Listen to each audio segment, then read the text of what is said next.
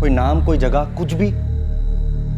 नहीं मुकेश भैया, उसको तो मुंबई के बारे में कुछ पता ही नहीं था।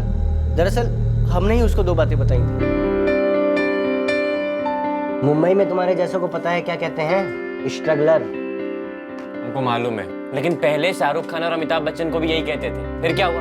इंडस्ट्री ने उनको ढूंढ लिया, बन गए स्टार। अबे वो इतिहास है बे। और तुमको कैसे पता चलेगा कि कौन सा प्रोड्यूसर या डायरेक्टर तुमको ढूंढ रहा है? और उनको कैसा पता चलेगा कि बनारस के इस वीर का आगमन अब फिल्म नगरी में हो चुका है? बताओ। यही तो आपको नहीं ना मालूम भैया। आजकल सोशल मीडिया का जमाना है और उस पे हमने इश्तिहार पढ़े हैं, looking for 20 to 25 year good looking handsome boy. ऐसा नहीं होता भाई। वहाँ कास्टिंग एजेंसी होती है, उसका कास्टिंग डायरेक्टर होता है। सारे एक्टर जा करके उनको अपना अपना फोटो देते हैं, फिर जब जैसा जरूरत होता है उस हिसाब से वो अपने हिसाब से तुमको ऑडिशन में बुलाते हैं। तो ऐसा कोई हो तो आप देखो ना मुंबई में, मतलब आप जानते हो जिसको। भाई मुंबई नगरी जो है ना, वो सिनेमा की राजधानी है। जितने पनवाड़ी होंगे ना वहाँ, उससे कहीं ज्यादा कास्टिंग डायरेक्टर होंगे। अरे ये तो और अच्छा है ना, मतलब सबको मिल लेंगे। अब सबसे पहला वो कर लेंगे, आशीर्वाद लेंगे और बन जाएंगे स्टार। हमने मुंबई में किसी के बारे में कुछ पता नहीं किया, क्योंकि असल में हम खुद वहाँ किसी को नहीं जानते।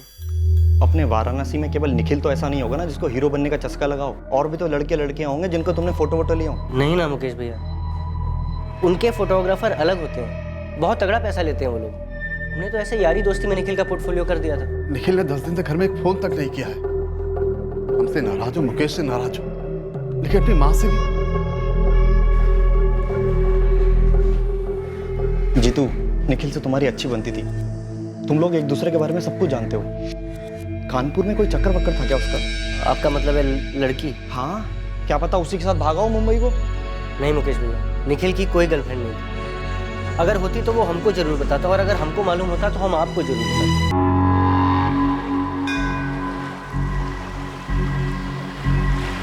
आपके कोई रिश्तेदार या निखिल का कोई दोस्त कानपुर में रहता है? नहीं, कोई नहीं है।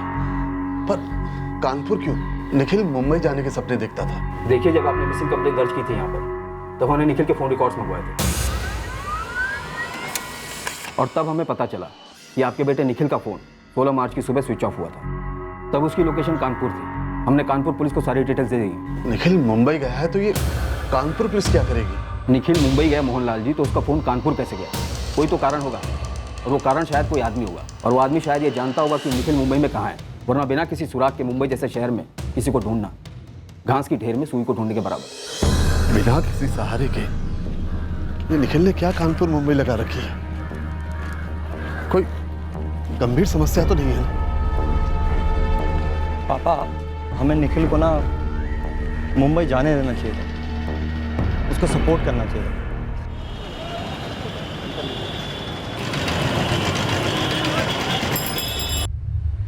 सर, ये लड़का 15 मार्च को वाराणसी से भागा था और 16 मार्च को उसका फोन कानपुर में स्विच ऑफ हो गया।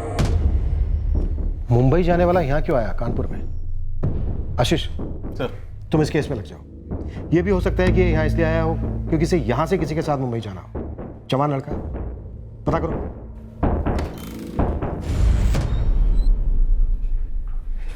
जब हमारे बेटे ने सब कुछ सच बता दिया है तो आप उसे छोड़ क्यों नहीं रहे हैं? क्योंकि हम नहीं मानते कि आदित्य सच बोल रहा है। ना मानने का कोई खास कारण? सुनील मल्ला सिविल का काम किसके घर कर रहा था? आदित्य सिंह। सुनील मल्ला ने अपनी दुकान किसे बेची? आदित्य सिंह। बैलेंस के 5 लाख रुपए के लिए 2 साल से सुनील मल्ला को कौन नचा रहा था? आदित्य सिंह। तो फिर आदित्य सिंह के ड्राइवर आलोक पांडे की सुनील मल्ला के साथ कैसी निजी दुश्मनी? वो भी ऐसी वाली कि आलोक पांडे सुनील मल्ला का मर्डर कर दे। आलोक 4 साल से हमारे बेटे का ड्राइवर था। उससे पहले की जिंदगी में वो क्या था, ये हमें कैसे पता हो सकता है? ड्यूटी के बाद की उसकी अपनी निजी जिंदगी थी, और सबकी जिंदगी जो दिखती है वैसी ही हो, ये जरूरी तो नहीं ना। मुझे तुम्हें क्या लगता है आलोक ने सुनील को क्यों मारा होगा? मैम, हमको तो रत्ती भर भी आइडिया नहीं है। दरअसल हमें तो यकीन ही नहीं हो रहा कि ये सब क्यों और कैसे हुआ। मंजू, मंजू, मंजू, तुम्हें पता है ज्ञानी कह के गए कि इंसान की असलियत वो नहीं होती जो वो सोचता है, उसकी असलियत वो होती है जो वो छुपाता है। हम आपसे कुछ छुपा नहीं रहे हैं। आदित्य भैया ने जो भी आपसे कहा वही सच है। पर जब हम तुम्हारे आदित्य भैया से बात कर रहे थे तब तो तुम वहां नहीं थी, तो फिर? देखिए, आपको जो भी बात करनी है आप भैया से कर लीजिए, हमें और कुछ भी नहीं कहना। यकीन मानो मेरा, तुम बोलोगी मंजू, जरूर बोलोगी। आपने हमारे पति को धोखा दिया आदित्य जी, उनकी वफादारी का नाजायज फायदा उठाया आपने। बकवास मत करो मीनाक्षी, तुम्हारे पति को तुम जानती थी, सबसे ज्यादा वो तुम्हारे करीब था। लेकिन सबसे ज्यादा वक्त तो वो आपके साथ बिताते थे ना। तो फिर उसने हमें धोखा क्यों दिया? वो सुनील मल्ला के साथ उसकी क्या निजी दुश्मनी थी? कोई दुश्मनी नहीं थी। तो उसने हमें बलि का बकरा क्यों बनाया? आप तो जिंदा, बलि तो हमारे पति की चढ़ गई। और जाते जाते आपसे एक बात और कहना चाहती हूँ आदित्य जी, कि आप भुगतेंगे हमारे पति की हत्या का खामियाजा, आप जरूर भुगतेंगे।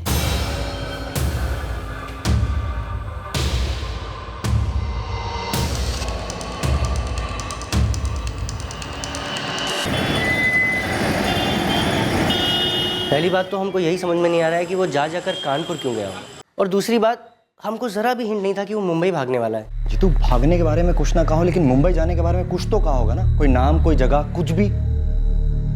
नहीं मुकेश भैया, उसको तो मुंबई के बारे में कुछ पता ही नहीं था। दरअसल हमने ही उसको 2 बातें बताई थी। मुंबई में तुम्हारे जैसों को पता है क्या कहते हैं? स्ट्रगलर। उनको मालूम है, लेकिन पहले शाहरुख खान और अमिताभ बच्चन को भी यही कहते थे। फिर क्या हुआ? इंडस्ट्री ने उनको ढूंढ लिया, बन गए स्टार। अबे वो इतिहास है बे, और तुमको कैसे पता चलेगा कि कौन सा प्रोड्यूसर या डायरेक्टर तुमको ढूंढ रहा है? और उनको कैसा पता चलेगा कि बनारस के इस वीर का आगमन अब फिल्म नगरी में हो चुका? बताओ। यही तो आपको नहीं ना मालूम भैया, आजकल सोशल मीडिया का जमाना है और उस पे हमने इश्तिहार पढ़े हैं, looking for 20 to 25 year good looking handsome boy. ऐसा नहीं होता भाई, वहाँ कास्टिंग एजेंसी होती है, उसका कास्टिंग डायरेक्टर होता है। सारे एक्टर जा करके उनको अपना अपना फोटो देते हैं, फिर जब जैसा जरूरत होता है उस हिसाब से वो अपने हिसाब से तुमको ऑडिशन में बुलाते हैं। तो ऐसा कोई हो तो आप देखो ना मुंबई में, मतलब आप जानते हो जिसको। भाई मुंबई नगरी जो है ना, वो सिनेमा की राजधानी है। जितने पनवाड़ी होंगे ना वहाँ, उससे कहीं ज्यादा कास्टिंग डायरेक्टर होंगे। अरे तो और अच्छा है ना, मतलब सबको मिल लेंगे, अब सबसे पहला वो कर लेंगे, आशीर्वाद लेंगे और बन जाएंगे स्टार। हमने मुंबई में किसी के बारे में कुछ पता नहीं किया, क्योंकि असल में हम खुद वहाँ किसी को नहीं जानते। अपने वाराणसी में केवल निखिल तो ऐसा नहीं होगा ना जिसको हीरो बनने का चस्का लगाओ, और भी तो लड़के लड़कियां होंगे जिनको तुमने फोटो वोटो लिया हो। नहीं ना मुकेश भैया, उनके फोटोग्राफर अलग होते हैं, बहुत तगड़ा पैसा लेते हैं वो लोग। हमने तो ऐसे यारी दोस्ती में निखिल का पोर्टफोलियो कर दिया था। निखिल ने 10 दिन तक घर में एक फोन तक नहीं किया है। हमसे नाराज हो, मुकेश से नाराज हो, लेकिन अपनी माँ से भी। जीतू, निखिल से तुम्हारी अच्छी बनती थी, तुम लोग एक दूसरे के बारे में सब कुछ जानते हो। कानपुर में कोई चक्कर वक्कर था क्या उसका? आपका मतलब है लड़की? हाँ, क्या पता उसी के साथ भागा हो मुंबई को। नहीं मुकेश भैया, निखिल की कोई गर्लफ्रेंड नहीं थी। अगर होती तो वो हमको जरूर बताता, और अगर हमको मालूम होता तो हम आपको जरूर बताते।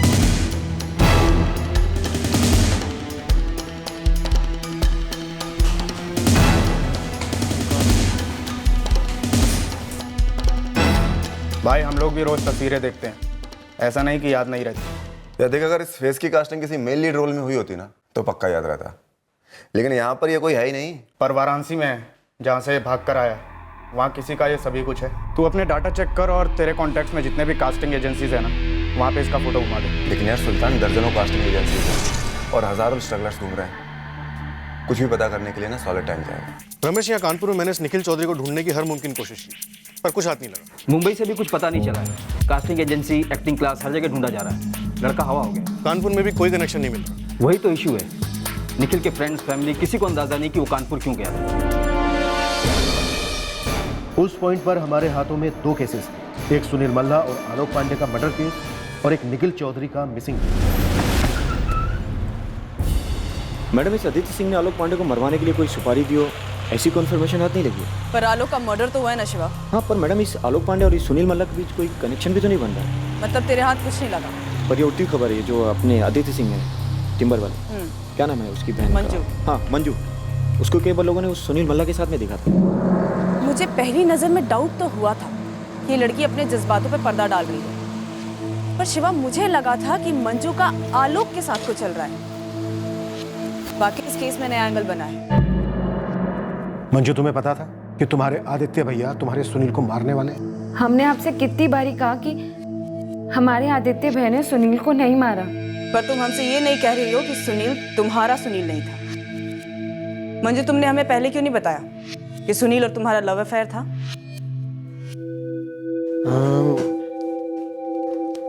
हमारे हिसाब से ये रंग आपकी दीवारों का भी पसंद आएगा। बहुत जानकारी है आपको हमारी पसंद की। अरे ये रंग हमारी पसंद के लिए थोड़ा फीका है। और भी है, देख लो। और कोई नहीं है आपके पास? फिलहाल तो नहीं है, पर हम कुछ और हाजिर कर सकते हैं। तो करो जल्दी। ये वाला। ये वाली फील के लिए तो 3 कलर मिक्स करना होगा, थोड़ा मुश्किल है। तुमसे हो पाएगा या नहीं?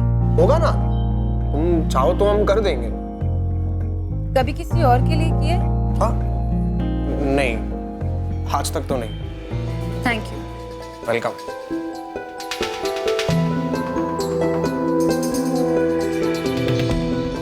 अभी थोड़ा थोड़ा जम रहा है। हाँ, अभी अच्छा लग रहा है।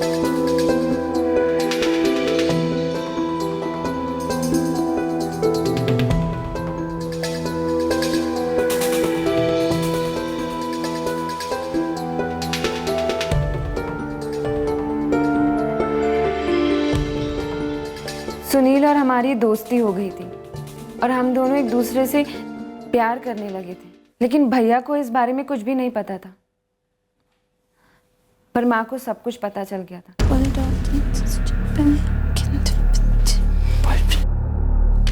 क्या हुआ माँ? सुनील मल्ला, आज हमें पहली बार शुक्र महसूस हो रहा है कि तुम्हारे पापा जिंदा नहीं है ये दिन देखने के लिए। माँ चुप।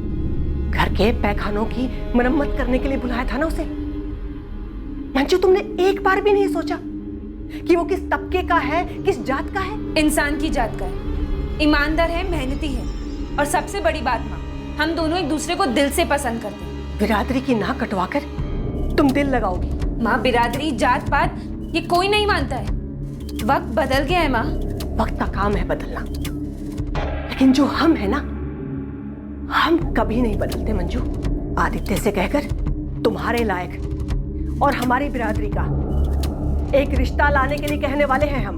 माँ, आप हमारे साथ नाइंसाफी कर रही हैं। नाइंसाफी तो तुम्हारी जवानी कर गई है तुम्हारे साथ। हम तो केवल लगाम दे रहे हैं। और तुमने लगाम नहीं दी, फिर आलोक ने घोड़ा दबा दिया सुनील पर, तुम्हारी माँ के कहने पर। नहीं, माँ ऐसा नहीं कर सकती।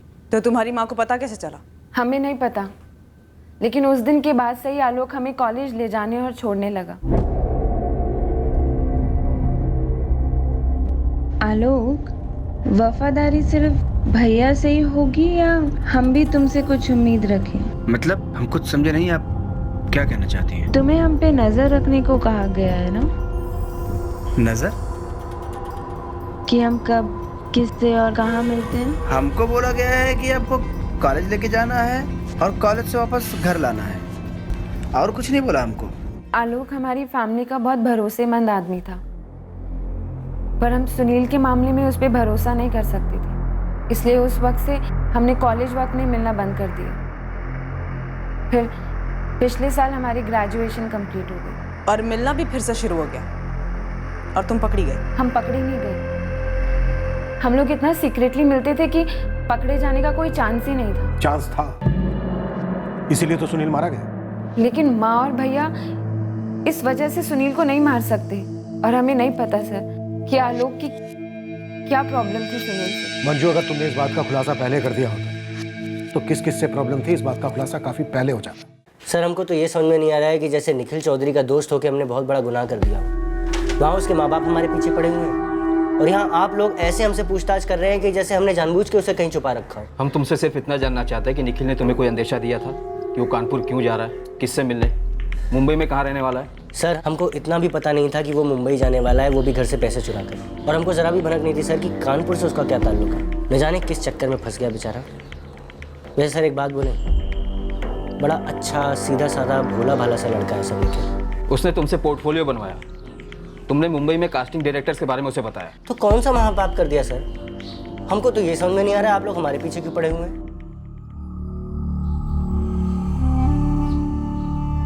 कीड़े पड़े उस आदित्य को, क्यों हमारे बेटे ने उसको दुकान बेची, क्यों मार डाला उसने मेरे सुनील को। पुलिस का कहना है कि पैसों के लिए नहीं मारा सुनील। तो फिर? उनका कहना है कि आदित्य ने भी नहीं मारा। पगला गई है क्या पुलिस? उन्होंने बताया कि आदित्य की बहन मंजू के साथ कोई चक्कर था सुनील का, और जब सावित्री को पता चला तो उसने मरवा दी। सिर्फ इसलिए कि हमारी जात अलग है। सर, सावित्री और आलोक के बीच में कभी फोन कॉल्स नहीं हुए हैं, शायद फेस टू फेस बात हुई होगी। उसके बाद ही आलोक ने जाके सुनील को मारा होगा। बट सर, आलोक को मारने के लिए हत्यारे हायर किए गए होंगे। आदित्य सिंह, उसकी बहन मंजू और माँ सावित्री तीनों डबल मर्डर से लिंक्ड है, पर इस वक्त हमारे हाथ कोई सबूत नहीं लग रहा, क्योंकि सबसे बड़ा सबूत आलोक पांडे मारा गया। आपको लगता है कि आप ऊट पटांग कहानियां बनाएंगे, हम डर जाएंगे और उसके बाद कह देंगे कि हाँ, आलोक को बोलकर सुनील को हमने ही मरवाया है, क्योंकि हमारी बेटी हमारे हाथ से निकल रही थी, और उसके बाद हमने आलोक को भी साफ करवा दिया। आलोक तो जिंदा रहा नहीं है ये बताने के लिए कि उसे ट्रकल दबाने के लिए किसने मजबूर किया। लेकिन मैं इतना दावे के साथ कह सकता हूं सावित्री जी कि आलोक ने खुद से सुनील को नहीं मारा। हाँ, हम नाराज थे अपनी बेटी से, सुनील के और उसके रिश्ते को लेकर, और इस रिश्ते के बारे में आदित्य ने ही हमें बताया था। आदित्य ने सुनील और मंजू को मिलते हुए रंगे हाथ पकड़ लिया था। जी।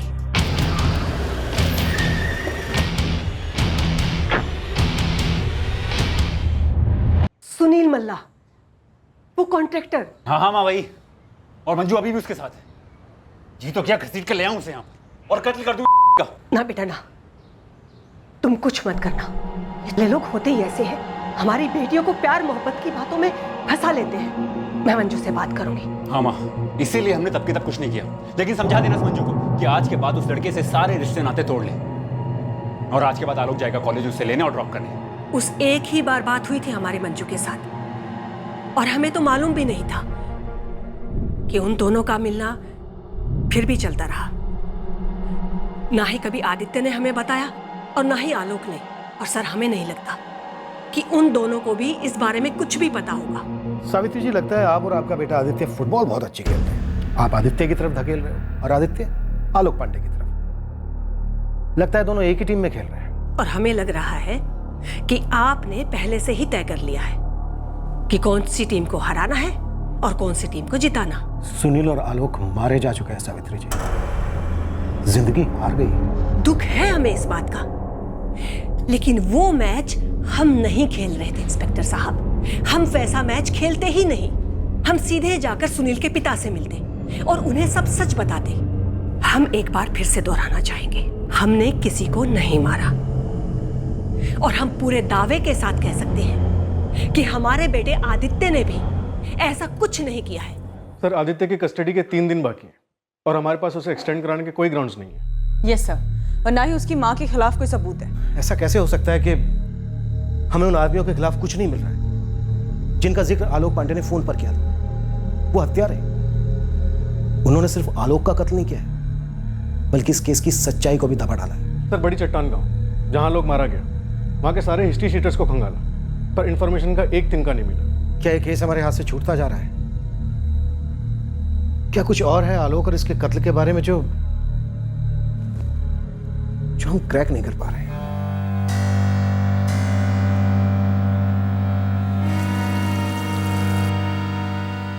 आप और भैया सुनील के जात के परे देख नहीं पाए ना उसे कभी, पर हम उसके अंदर झांक चुके थे। वो वाकई में ही अच्छा इंसान था। हम मिलते थे उसे और उसी से ही हम शादी करने वाले थे। भाग के ही सही माँ, पर आपने मार डाला। आपने हमारे प्यार को मार डाला माँ। क्या कहा तुमने? आपने और आदित्य भैया ने मिलकर आलोक से सुनील को मरवा दिया और फिर आलोक को भी मरवा दिया। आप लोगों के हाथ एक नहीं, दो ईमानदार और बेकसूर लोगों के खून के धब्बे हैं माँ। छोटे लोगों के साथ में रहकर तुम्हारी सोच भी छोटी और घटिया हो गई। अपनी माँ पर इल्जाम लगा रही हो। तो फिर आलोक ने सुनील को क्यों मारा माँ? और फिर आलोक को किसने और क्यों मारा?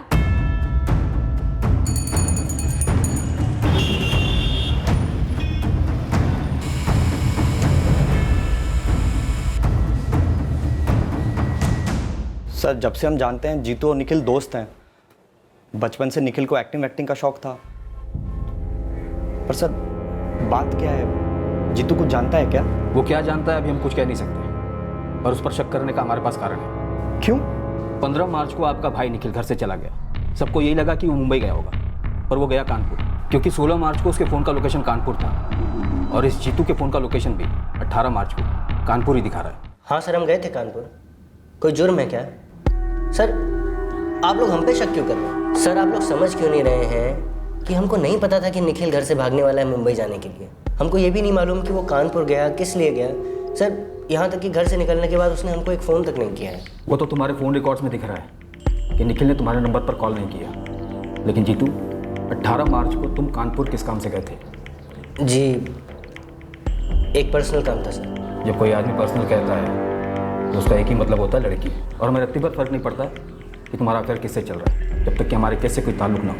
तो बेटा जल्दी बता दो कि तुम कानपुर क्यों गए थे, क्योंकि हमें शक नहीं, यकीन सा है कि तुम निखिल के बारे में कुछ जानते हो जो हमें नहीं बता रहे। सर कोई लड़की का मामला नहीं था सर, वो हमारे एक मौसेरे भाई की डेथ हो गई थी सर, तो उसके क्रियाक्रम में गए थे कानपुर बस।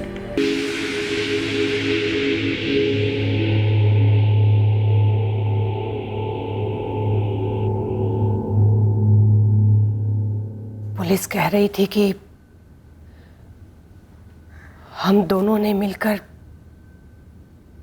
साजिश रची है सुनील को और आलोक को मार डालने की।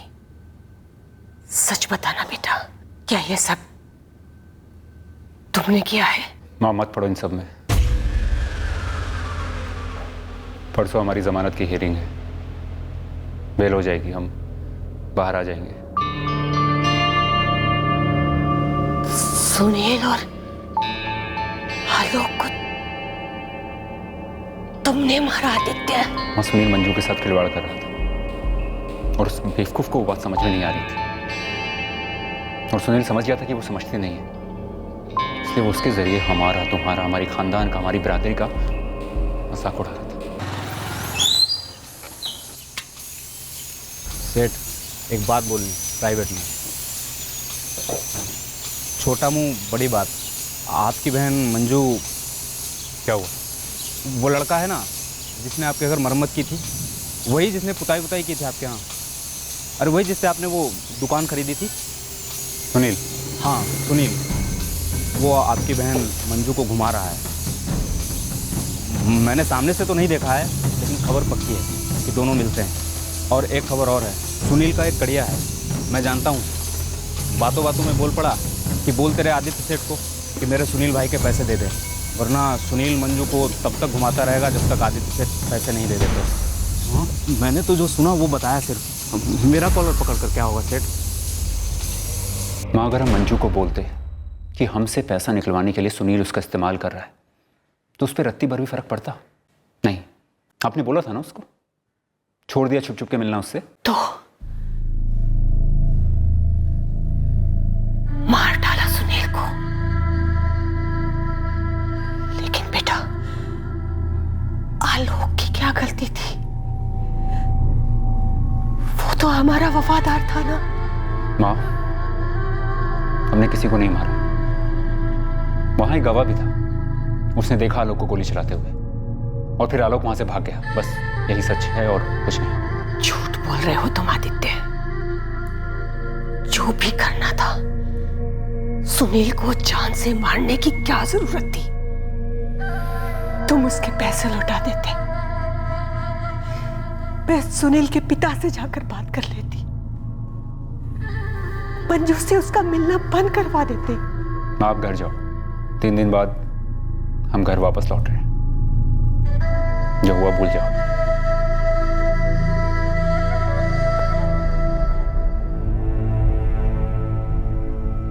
देख अभी 2 लाख दे रहा हूं, 3 लाख अगले हफ्ते दूंगा। हम एक लालबाग के साइड पर है। हम जा रहे हैं चांदपुर, और लालबाग रास्ते में तो पड़ता नहीं है। तुम ऐसा करो, राम मंदिर के पास वाले रास्ते पर हमसे मिलो, पैसे वहीं दे देंगे। ठीक है आदित्य जी, हम 10 मिनट में निकल जाएंगे, आपको तो 15-20 मिनट लग ही जाएंगे पहुंचने में।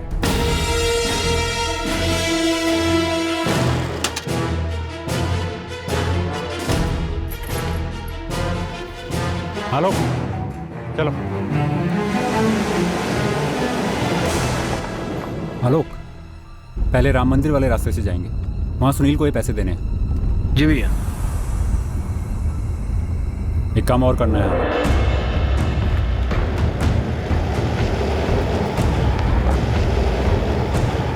क्या सुनील को खत्म करना है? हाँ, आलोक वो हमारी इज्जत खत्म करने पे तुला है। हमारी बहन मंजू के साथ खिलवाड़ कर रहा है, नचा रहा है उसे कठपुतली की तरह।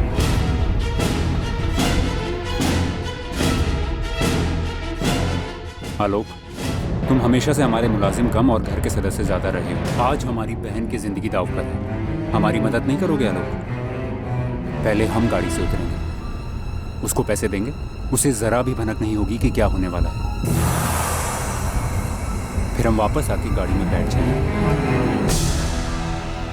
और तुम्हें इशारा करेंगे और तुम जाओगे, उड़ा डालोगे उसको।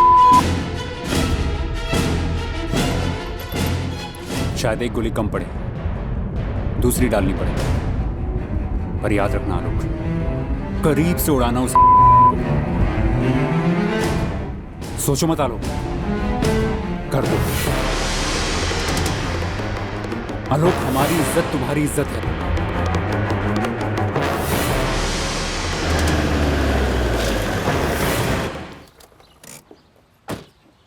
ये लो, पूरे 2 लाख हैं। बस बाकी ये 3 अगले हफ्ते दे दीजिएगा, जान में जान आ जाएगी। अरे तुम्हारी जान लेने का हमारा कोई इरादा नहीं।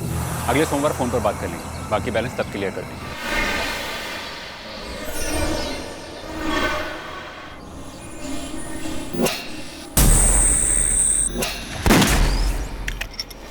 गोली चलाओ, कट्टा दे आलोक।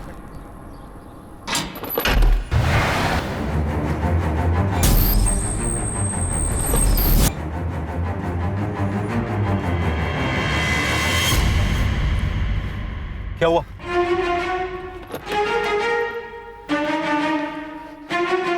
आलोक, क्या कर रहे हो ये? कहे कि आपने ऐसा? हाँ? आप हमको फंसा रहे हो? देखो, तुम्हारा बाल भी बाका नहीं होगा, हम है ना। अच्छा, तो फिर कट्टे को रुमाल से काहे पकड़े? हमको बेवकूफ समझते हैं आप? हम पर बंदूक तानोगे अपने मालिक पर? क्यों किया आपने ऐसा? काहे मोहरा बनाया आप?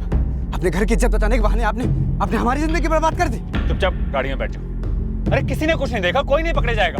हम बेवकूफ थे जो आपकी बातों में आके अपनी जिंदगी बर्बाद कर ली हमने। हम जा रहे हैं और लौट के कभी नहीं आएंगे। आलोक!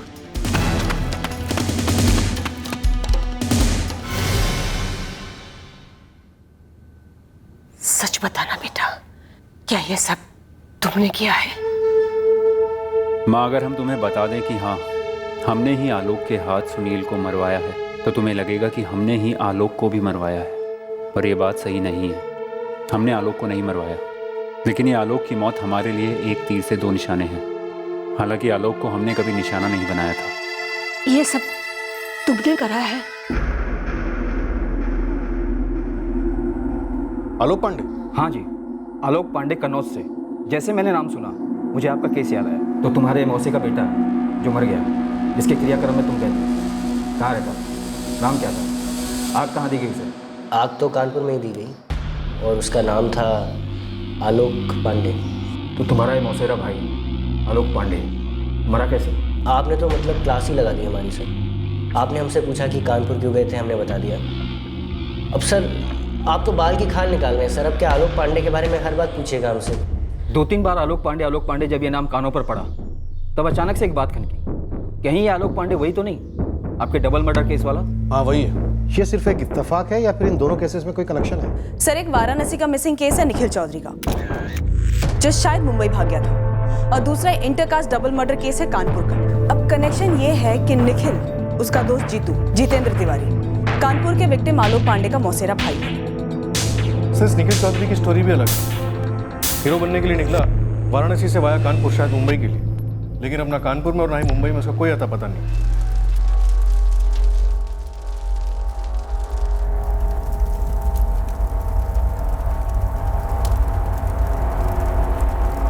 जी हाँ, जीतू भैया यहाँ आए थे। जीतू भैया आलोक के सबसे करीबी भाई हैं। दरअसल आलोक का और कोई करीबी रिश्तेदार नहीं है। मीनाक्षी जी, ये जीतू आलोक पांडे का इकलौता करीबी रिश्तेदार है? जी हाँ, लेकिन आप ये सब क्यों पूछ रही हैं? क्या जीतू का इसमें कोई हाथ है? वही मैं आपसे पूछ रही मीनाक्षी, हाथ है? रमेश, इस जितेंद्र तिवारी उस जीतू को क्रैक करना ही होगा। मुझे नहीं लगता ये दोनों केसेस इत्तेफाक से जुड़े हैं। जरा अंदाजा लगा के देखो। 15 मार्च को निखिल चौधरी वाराणसी से गायब होता है, फिर 16 मार्च को उसका मोबाइल फोन स्विच ऑफ होता है कानपुर में। उसके बाद उसका खास दोस्त जितेंद्र तिवारी उस जीतू 18 मार्च को कानपुर आता है अपने कजन आलोक पांडे के क्रियाकर्म, जो 16 मार्च की रात और 17 मार्च की सुबह के बीच हुआ। हाँ सर, मुझे भी इस जीतू पर तगड़ा डाउट जा रहा है। इसकी तुड़वाई शुरू कर देता हूँ। ये दोनों केसेस हमें एक दूसरे से जुड़े हुए लग रहे हैं। इतना बड़ा इत्तेफाक तो नहीं हो सकता। हमारे इस केस की हकीकत जुड़ी है इन 4 डेट्स के बीच, 15 और 16 मार्च की रात, 17 मार्च की सुबह और 18 मार्च, जिस दिन आलोक पांडे का क्रियाक्रम किया गया था। बस ये जितेंद्र तिवारी और जीतू क्रैक हो जाए, उसके बाद हमारा केस भी क्रैक हो जाएगा।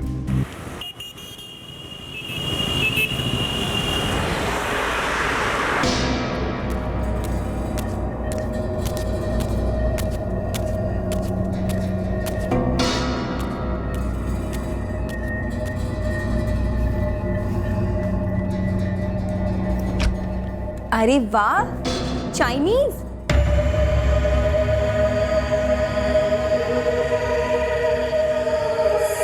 कोई पार्टी वार्टी है क्या? किस खुशी में? परमानेंट ड्राइवर की नौकरी लग गई ट्रैवल एजेंसी में, और पगार भी ज़्यादा है, तो पार्टी तो बनती है ना। अरे वाह।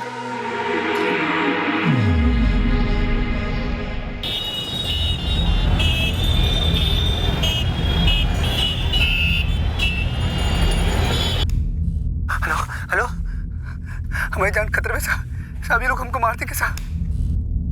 ये जो साजिश है, इसका थोड़ा बहुत स्केच बना लिया हमने। अब तो हमें ये बता कि एक्चुअल में क्या हुआ था।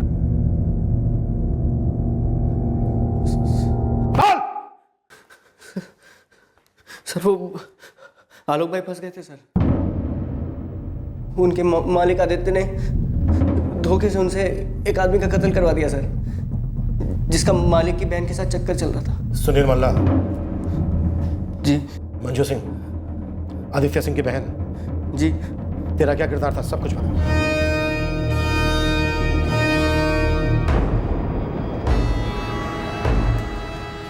अरे आलोक भाई कहाँ थे आप? अभी मीनाक्षी भाभी का फोन आया था, बहुत डरी हुई थी वो। क्या हुआ क्या है? ये तो हमें लग गई यार, हमारे मालिक आदित्य ने हमको बहुत बुरी तरह फंसा दिया। क्या हुआ क्या है? हम वहाँ वापस नहीं जाएंगे। आदित्य ने हमको ये कट्टा हमको थमा दिया और हम चला दिए यार। हमको पता नहीं क्या हो गया था, इस कट्टे से हमने एक आदमी की जान ले ली। जान ले ली? कौन आदमी? सुनील मल्ला नाम था उसका। उससे हमारा कोई लेना देना नहीं था, ना दुश्मनी थी और ना ही दोस्ती थी। मालिक ने बोला और हम चला दिए यार।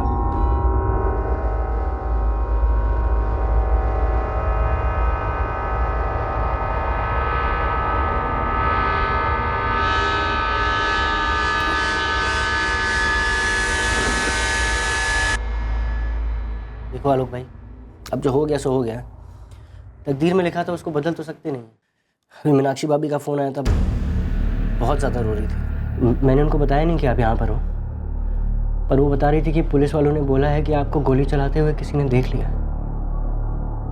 आलोक भाई उस आदमी को मारना नहीं चाहते थे सर, उन्हें मजबूर किया गया था खून करने के लिए। और इस खून के बाद आलोक ने जो फोन किया कंट्रोल रूम में, जाहिर सी बात है वो झूठा था। कोई पीछा नहीं कर रहा था, है ना? हाँ सर, कोई पीछा नहीं कर रहा था। तो फिर बलि का बकरा किसे बनाया? निखिल चौधरी को? यार जीतू, हम रात भर सो नहीं पाए, 5 मिनट के लिए भी नींद नहीं आई। यार ऐसे बिना सोए छुपते छुपाते आप कितने दिन निकाल लोगे? और आपके पास छुपने की कोई जगह भी नहीं है। जगह है। कहाँ?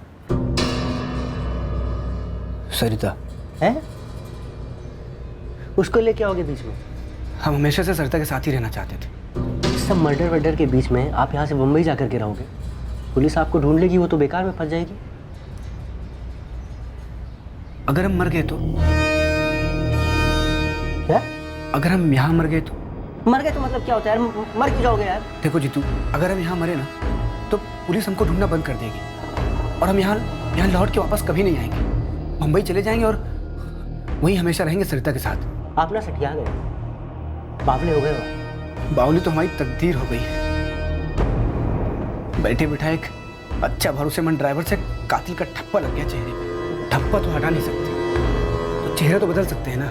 देखो जीतू, अगर हम यहाँ मर गए ना, तो मीनाक्षी को कभी झूठ नहीं बोलना पड़ेगा कि हम उससे प्यार करते हैं, और सरिता से भी कह पाएंगे कि हम उससे शादी करना चाहते हैं। आलोक भाई, आप यहाँ पर मर करके बम्बई में कैसे जिंदा हो जाओगे? जीतू, तुम समझ नहीं रहे हो। हम नहीं मरेंगे, हम ना किसी और को मारेंगे जो हमारे जैसा दिखता होगा, जो हमारी कदकाठी का होगा। जीतू, हम दुनिया को यकीन दिलाएंगे कि आलोक पांडे मर चुका है। फिर जैसे आदित्य ने हमको फंसाया ना, वैसे हम उस आदित्य को फंसाएंगे अपने कत्ल के इल्जाम में और उस सुनील के कत्ल के इल्जाम में।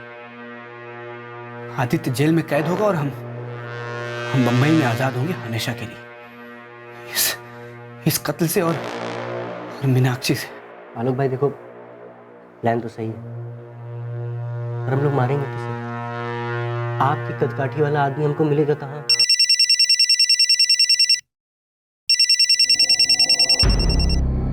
हेलो जीतू भैया, फोटो प्रिंट रेडी हो गए क्या?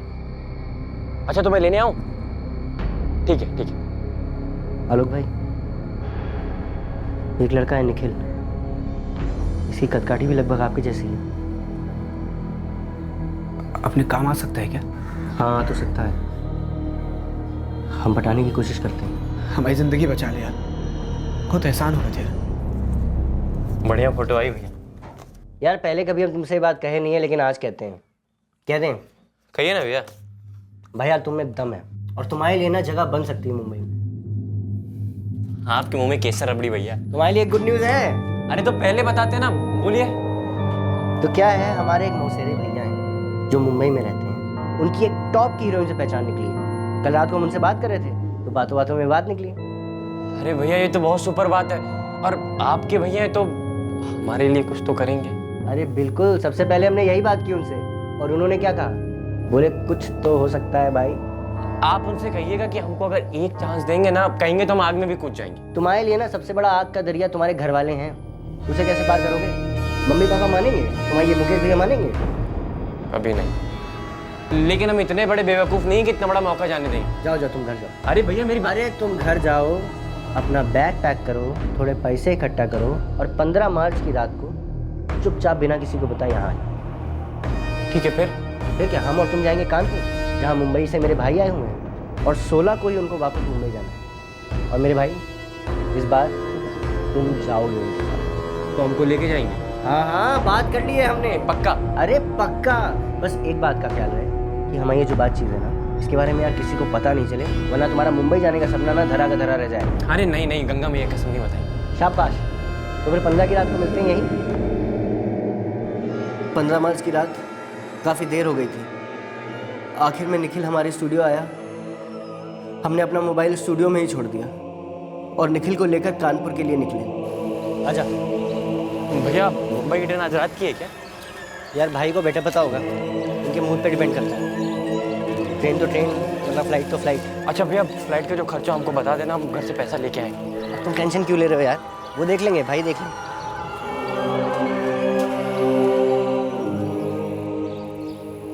आलोक भाई के पास आदित्य सिंह का दिया हुआ कट्टा था और कुछ गोलियां भी बची थी उनके पास।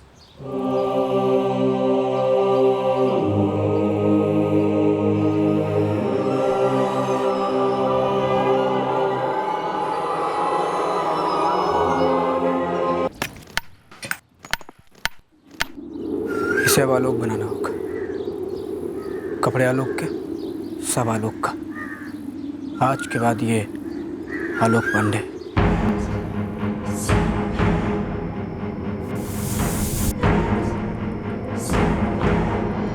आलोक भाई ने वहीं पे अपना मोबाइल ऑन किया और पुलिस कंट्रोल रूम में फ़ोन किया, और उसके बाद हमने निखिल के शव को आग दी।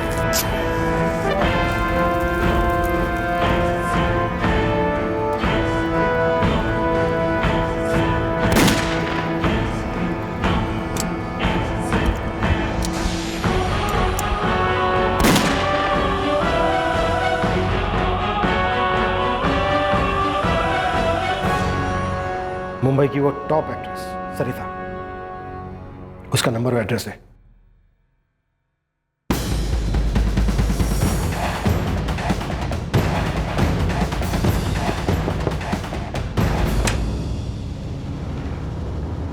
जी आलोक पांडे को बुलाइए।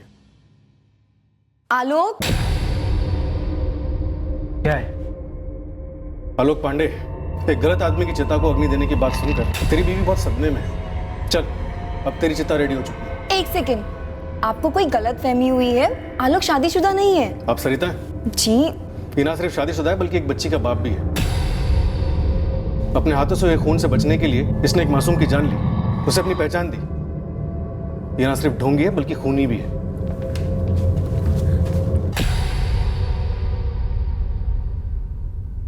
जो हाल आपका यहाँ है वही हाल वहाँ मुंबई में उस सरिता का भी है। वैसे वो भी यहीं कानपुर की ही है। मीनाक्षी जी, आपके पति आलोक का और इस सरिता का पिछले 3 साल से चक्कर चल रहा है और पिछले 3 सालों में वो इसे झांसे ही देता है कि वो कुंवारा है और इससे शादी करेगा। आलोक ने ये दूसरे आदमी को मारना, ये सब ढोंग और इससे छुटकारा पाने के लिए किया। मीनाक्षी जी, हम ऐसा कह सकते हैं कि वो पहला कत्ल करके फंस गया था, पर फिर उसने सोचा कि ये ढोंग करके वो अपने प्राण भी बचा लेगा और आपसे छुटकारा भी मिल जाएगा। मुझे समझ में नहीं आ रहा है कि मैं सबसे ज्यादा दुखी कब थी, जब उनकी मौत के बारे में पता चला तब, या ये पता चला कि उनका प्यार मेरे लिए 3 साल पहले ही मर चुका था। सोच रही हूँ क्या वाकई मैं इस आदमी को जानती हूँ या नहीं। उन्होंने निखिल का बैग और उसकी सारी चीजें जला दी, सिवाय उसकी लाश के, जिसे उन्होंने आधा जलाकर छोड़ दिया था, और बाद में जिसका क्रियाकर्म भी कर दिया, ये समझ करके कि वो आलोक पांडे की लाश है।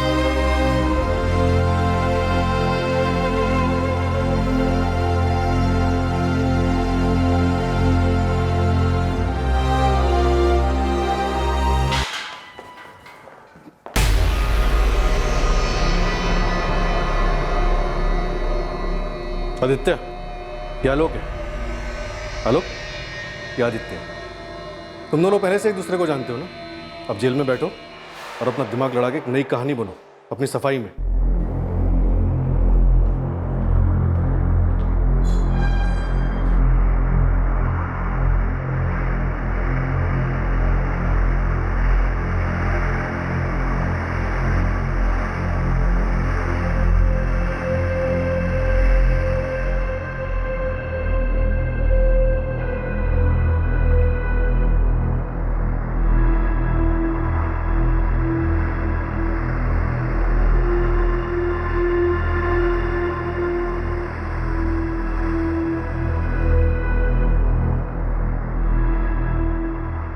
माँ, इतने भयंकर तरीके से सुनील को मार डाला भैया ने।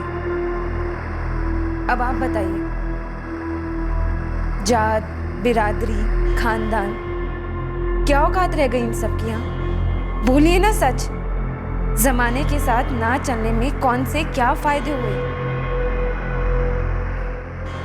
कानून तोड़कर, इंसानियत का कत्ल करके क्या हासिल हुआ?